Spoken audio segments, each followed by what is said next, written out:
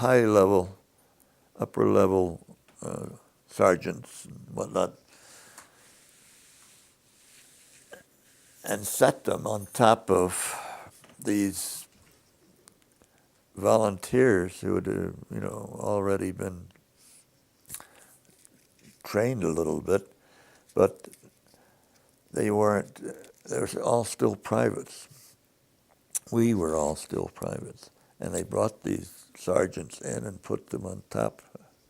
So there was no way to go up. And I think I told you, I made PFC fairly soon, went to a non-commissioned officers school. I did two. One I was in the 86th, and then I got moved to the 85th, and they sent me to the 85th school. And there was no place to go. I got to be PFC, and I was in a PFC for 18 months. And a lot of my friends, people that I knew and whatnot, who were most of us were at that point volunteers. And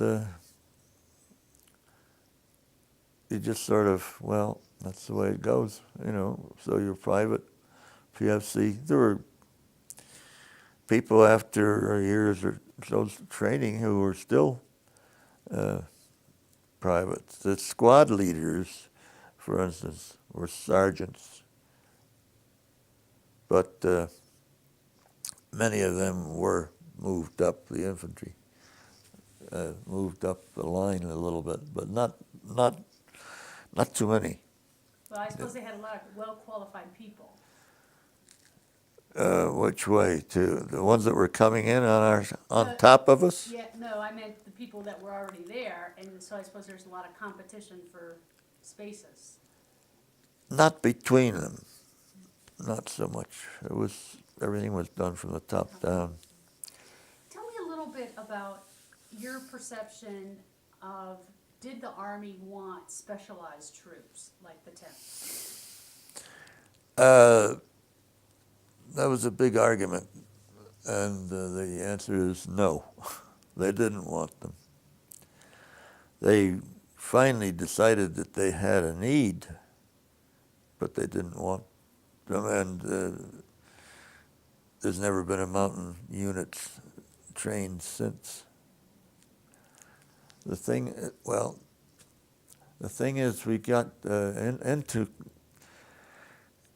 10th Mountain Division and the units, the 87th, 1st, and 86th, and 85th, are all set up as regiments, one after the other, and they they took, for instance, volunteers were almost the entire personnel of the 1st Battalion of the 87th at Fort, where was it, Riley? No. You know where I mean. Fort Lewis. You can see I've never been there. Anyway, was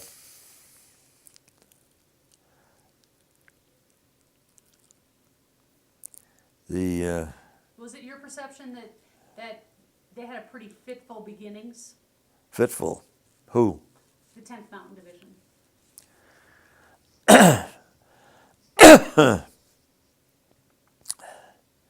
I wouldn't say that, but after you branched out from the 87th, and a lot of people were taken out of that regiment and put into the 86th, which was being formed then at Camp Hale.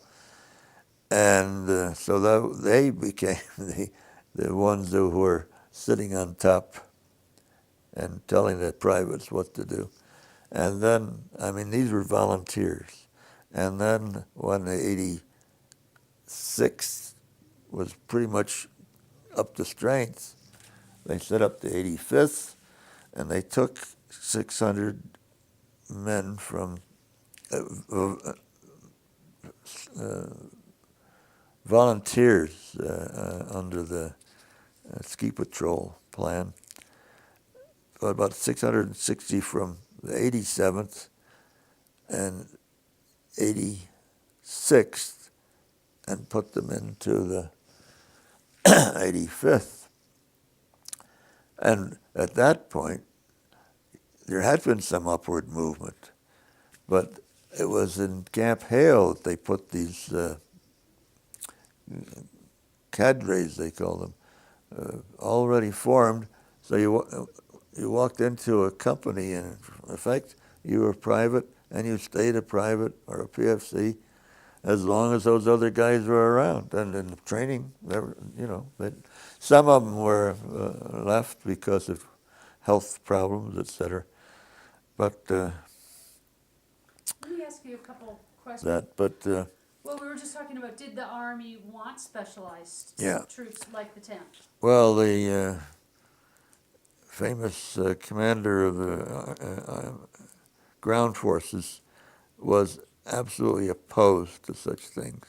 And the Army in general was opposed to it, but overcome by events. They had to have, they all finally agreed they had to have mountain troops. There'd never been any mountain troops in any U.S. Army from the Revolutionary War.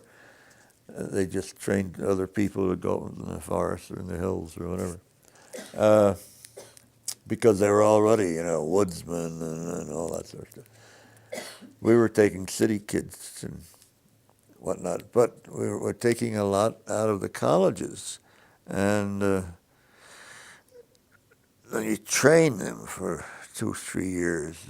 3 years is floating around, but the division only trained for about 18 months. But you get them trained, and then they go into combat, and they get killed off pretty quick. And so what have you got? A lot of brain power lost, a lot of good men killed, or wounded, or unable to go back into. And who are you going to replace them with? So no, they didn't want specialized troops. It cost a lot to train them, and then when they were in combat, it was a difficult problem to replace those who were injured or killed in action. Well, that's about it. There's never been any such unit since. The so-called 10th Mountain Division up in upstate New York is not a mountain division. Some of our people forced the name on the Department of Defense just to keep the tradition going, in effect. Well, maybe you could talk a little bit about what are the difficulties of winter mountain warfare? Well, I can speak to that because I was a Boy Scout before I went in. And I had been for some years in pioneer kind of scouting. I don't think they had it at that time, but our particular troop was headed by a man who had a lot of ideas and so on, and took the older and more experienced scouts off almost every week to the Adirondacks in summer or winter. So we up in the Adirondacks, there's lots and lots of trails. It's was then even fairly developed with huts, not huts, but lean-tos, they call them, open-faced on one side. But we had to bring we were there, and if it was 20 below zero, we were there. And we had to cook things to eat. But how about for winter warfare? Can you talk about what winter warfare difficulties are? not only for U.S. troops, but also for warriors around the world? Well, they're they have the Army people have the same problems that anybody else would, but What are it's those problems? cold. It's cold. You've got to have a lot of clothing, which you fill up a pack. That's what was happening. It had a rucksack full of clothing and sleeping bags. So I mean, you couldn't sleep out at night, and even in the wintertime in Italy, we didn't have sleeping bags. We rolled up in a blanket, sometimes two. But what's difficult is that you've got to keep feeding the people. The water freezes. You have to have uniforms and watch out for exposure, the medical side, noses and cheeks getting frostbitten and so on. I went through all that as a scout, and I'll tell you, there are a lot of people who have said the same thing. When we got into combat, it was the best environment that we had been in for a year or two, because it was winter, but it wasn't all that bad. It supposedly was the worst winter in years, but I think that's nonsense. It was on again, off again. That's why you had so much mud. There were thaws, and then it would freeze, and then it would thaw, and the roads were unpassable, and so everything was different when you get into a winter climate and have to do ordinary things. So you can't be ordinary things. You have to do them. We had special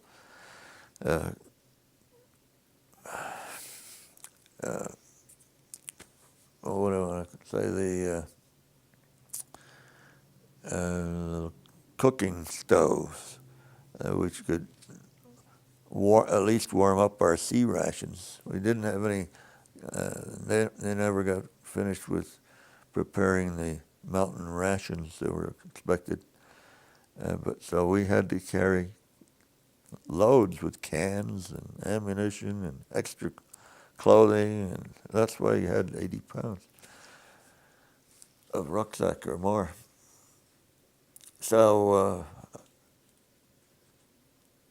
as I started to say, when we were in Italy and it wasn't all that nice, practically everybody said the same thing to each other.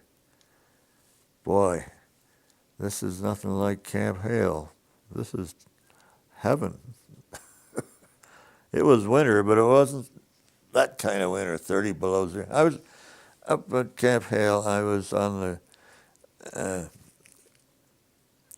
the range, the firing range, before got too far along in the training, basic training, and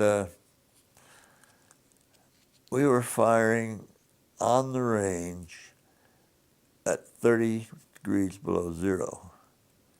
And we were, well, there you go. You have to have certain, for instance, what good is a glove or a mitten to you? You have to keep your hands warm, but you can't get the trigger. So apparently the Finns discovered this first, and they designed mittens with an extra finger you could pull it, so you could pull the trigger on the rifle or whatever. And it was so cold, we were using M1 rifles, which are reloaded by the explosion of the bullet before it, and pushes the machinery back and then loads it again. and it rattled. I mean, it was so cold that it just rattled. But it's like, I can't think of anything like it sound-wise, but you can imagine when you get metal 30 degrees below zero, it shrinks. There's a lot less of it. So instead of going around through a hole that's still there, same size hole, it goes like this, bounces up and down, or a little bit. Those are some of the things. Well, I think that a lot of us thought that Camp Hale was worse than combat. Tell me a little bit about... Here on warfare, we have to, in our modern age, take into account what is happening to the vehicles and the tanks and the guns themselves. As I spoke, they will steel will contract. I was at a demonstration session up in Alaska, 40 below zero, and there were chemical corps men trying to find out what effect the cold had on the chemical mortar, 4.2-inch mortar, which was a close-in support unit for the infantry, rather than sending out gas. Anyway, so I was there and I watched what they did, and what they did was they set up the thing on its platform, and they took it. These weapons work by having the shell go down and hit a trigger and then come out. And this one stuck in the middle of the tube. And it was already armed, and they had to figure out how to get it out, and I don't think they ever did until spring. But that was certainly an instructional thing. And of course, all the trucks and cars and whatever vehicles, motorcycles, if you have them in a garage, it's all right. You can give them heaters and whatnot. But out in the field, there isn't anything like that. So you lose a lot of efficiency, or at least you have to change your style of warfare.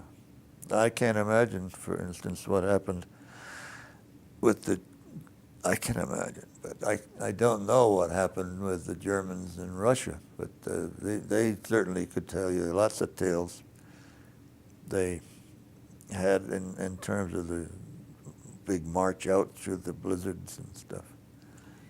Tell me a little bit about why Italy became known among the Allies as the Forgotten Front, and was it really?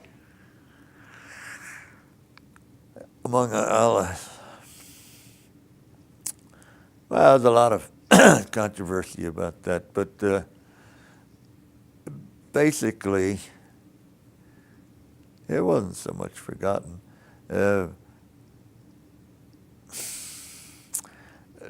Chamberlain, the Prime Minister of Churchill, who was pretty much of a strategist and so on. Even though he was Prime Minister, he had a lot of effect on the military side. Thought it would be a good idea to strike at the tender belly of this part of the world along the Mediterranean and which was more or less Yugoslavia, but it's been changed over the years to say that he was talking about attacking Italy first. What actually happened was that the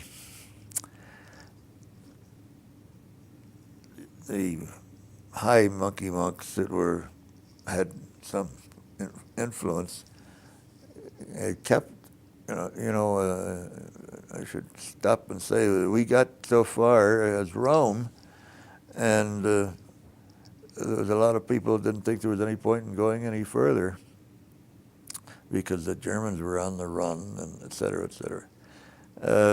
Well, they weren't really on the run.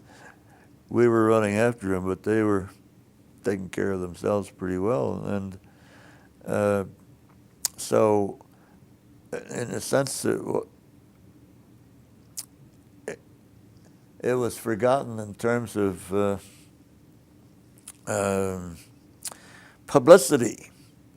There was always something. I've gone back and done a lot of work on the front page or the New York Times, and every issue had something about France, and this was after they crossed the Channel and attacked in Europe. Hardly anything about any of the units. And there were those that were mentioned were not named, and so the people back here just weren't getting. I mean, the press wasn't giving them any information, and it was a policy of the headquarters, the Allied headquarters for Italy, 15th Army, 15th Army Group, which was in Florence. They did not allow. There were reporters, obviously, all around, but they were strictly censored as to what they could send out and when, and taking pictures, no way. So in that sense, it was forgotten. But the idea was to keep the Germans busy in Italy, and so they couldn't send those. They had 33 divisions there or something like that at one time. Couldn't send those divisions into Europe and counterattack the Allies, or get in the line against the Allies. So that actually happened, and so the in the course of things, the Germans did send out troops to the West, which was France, or Hungary, divisions. But they did that at the. They had the same concept that we did.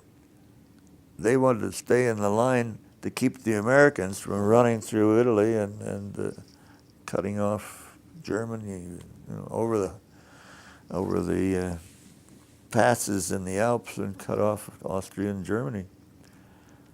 As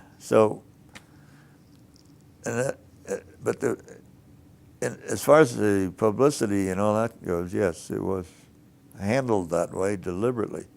And at one point or another, we took out 4 or 5 divisions from they were already in the Apennines, to go into a special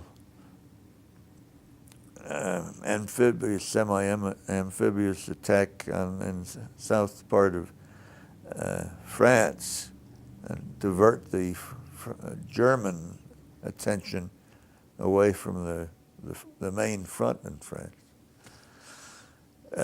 So we lost 4 or 5.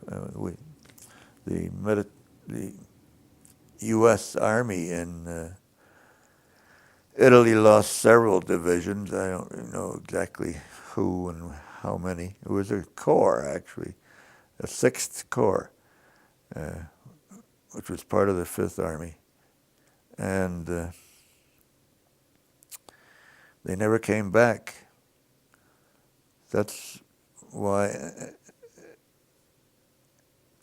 That was another reason for saying it's a forgotten front, because they took 4 or 5 divisions away. But they hurt because of that. They got hurt badly and didn't move very far because the Germans were doing the same thing. They'd take some out and bring some in. I think you're touching on something I'd like you to expand on a little bit. Tell me what the difficulties were, particularly at Anzio or Cassino, before the 10th got there. Difficulties of what sort? How the Allied fighting in Italy were going.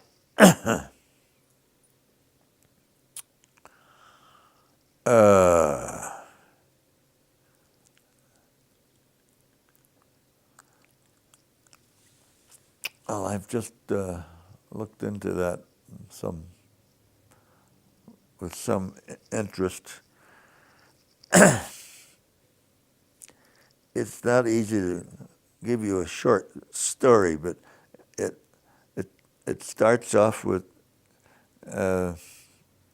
Allied forces forcing the Germans to capitulate, to surrender in Africa. You know, Rommel and all those Afrikaner Germans and whatnot. Well, they finally got beat up by the Allies, and mostly, and the Italians were surrendering by the thousands. They didn't want to be in the war anyway. But we had the British on our side, some Free French, and of course our own army. And it performed quite well, and it performed in the desert quite well. And then they decided, well, they had to get Italy out of the war one way or another. And the Allied strategy was to force Italy to pull out of the Axis for powers. And so the first thing we did, we attacked Sicily, thinking that would give Rome a little something to think about. And of course we overran. There were a lot of Germans there, and a lot of Italians. The Italians surrendered almost immediately. But it was a short war, but a hard one. And then we kept pressing through various avenues on the Mussolini and his entree and his government to back out and sever connections with Germany. And they just wouldn't do it. So we then decided to attack the boat. And the 8th Army, that was still a British 8th Army, went up one side, and we went up 5th Army on the other side of the boat. And there was, actually there were the British went across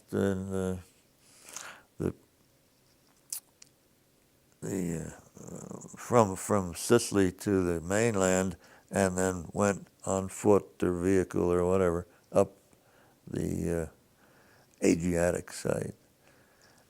Our people, General Clark was at that point, I think, commanding the 5th Army. They had a amphibious operation near, just below Naples. Can't think of the town, city. I should. Salerno. They attacked. They landed. There were parachute jumpers, and there were boats and anything else that they could use to get people in, our people in. And we were able then to reorganize. The Germans were split, but they kept going north. And while there were fairly few Germans in the lower part of Italy, or in that down in the boot, because they didn't think the Italians would ever ever pull away. The effect of our attack and the British, we were on the sides more or less together. The effect was to have the Germans bring in a lot more troops into the boot. And Naples was about as far as we got, a little beyond Naples. And then all of a sudden there was a line that they'd already, the Germans were great in having lines. This wasn't the Gothic line, but it was some other line in which they intended to spend the winter, more or less. You know, that was the idea of the Gothic line, was to rest the troops. So they kept reinforcing the troops that were there, and so pretty soon there was a big German contingent on the other side of the line, wherever you drew it. And then we got up to a casino, and everybody would just walk into Rome. By this time had changed their minds. And of course, casino. The idea there of going around casino and having another amphibious operation, what's the name of the, I can't think of the name of the amphibious landing. At Anzio? Anzio, yeah. It was a flop. They never got in. There were Germans there. They didn't expect to have a lot of Germans, but there were Germans there, and I guess they brought in more from the northern part of Rome and down that way. Our troops never got more than a mile or two inland, and they were cut off from both sides and front and stymied. They were just there for the whole winter, as you know, and didn't do much of anything. And of course the Germans took every opportunity to bring in more troops. But what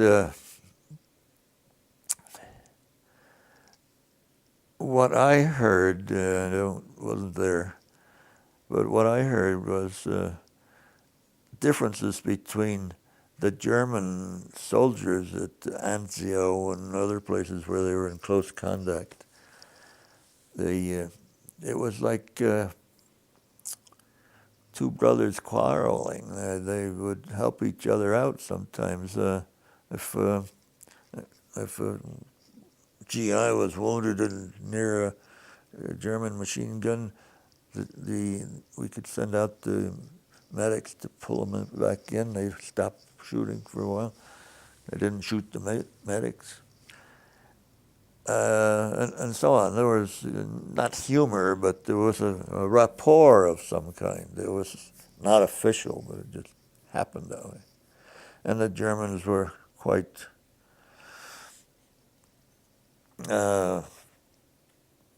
easy to deal with, from what I heard. But we were still overrun, outnumbered. The opposite was true in the upper part of Italy where we were. At the time we were there, they fired and killed lots of medics who were going out and trying to take care of somebody who was wounded. They actually set up traps. They had people coming up, Germans, this is in Italy, coming out of their foxholes, surrendering. But just before they, when they got within range, they would all flop down on the ground. There were machine guns strapped on somebody's back, and brrr. And well, we had people coming out to disarm them, and then they fired and killed them all. Things like that. We had 10 men out of the 3rd Battalion on a patrol who ran into some Germans, and they were fired. We were fired and forced to go back. We were fired upon and forced to go back wherever they came from. And so I think there were 10 men that were left behind, wounded. So what we did was the normal thing. We got some medics, and they were all fixed up with red crosses here and there and up and down on the helmets. And they were fired upon. They couldn't get to the men. So that was a big difference between the mindsets and the South. If that answers any question, I don't know. How about if you talk a little bit about the supporting roles of medics, the artillery, and people in the whole quartermaster supply, how these are vital areas of support that nothing else can go forward without them, but they don't often receive a lot of acknowledgement when you're looking at YS. Seldom receive any acknowledgement. Yeah, maybe you could talk a little bit about that. Well, that's what I'm doing in my revised issue of version of sempre avanti, sempre avanti. Yeah, because there's a reason for that too. I don't know if you want me to ramble on, but I will if you don't stop me. We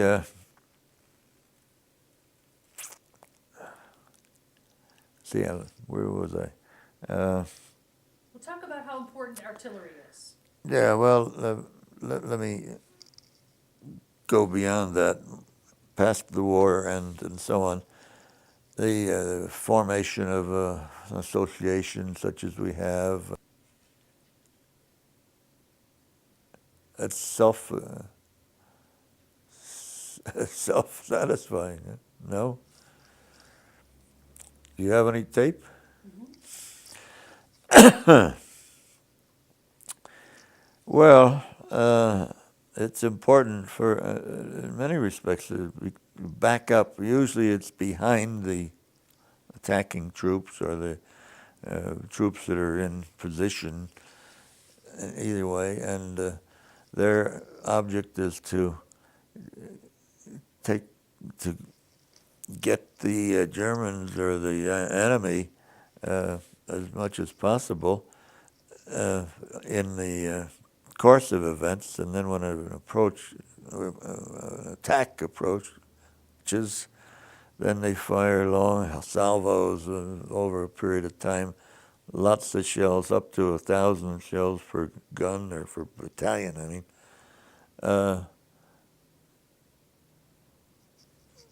To keep the enemy down in the holes. But we didn't advance under that fire. We advanced after the fire. How important is that fire? It varied.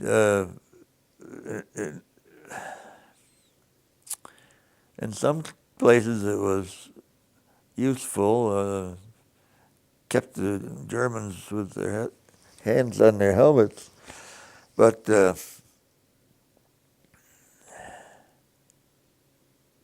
they were already dug in.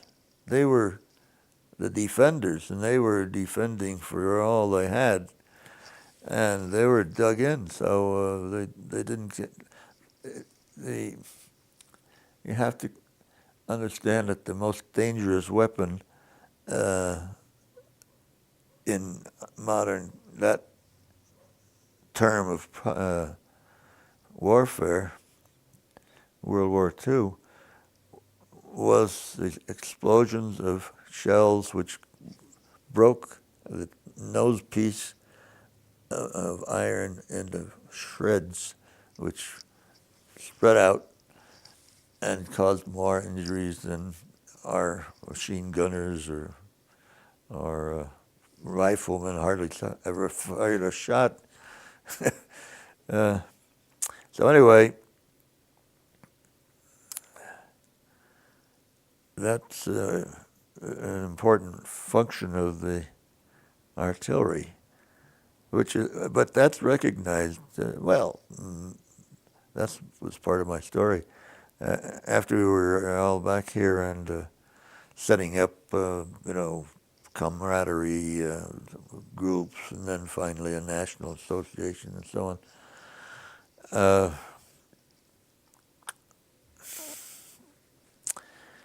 The people who did that were mostly volunteers under the ski patrol system during the war and served as infantry. So they went through the worst of it and whatnot. But they always talked about themselves, what the infantry did, what this company did, what battalion did this, and so on and so on. And they never, as a matter of fact, there were a lot of people, artillery and so on, who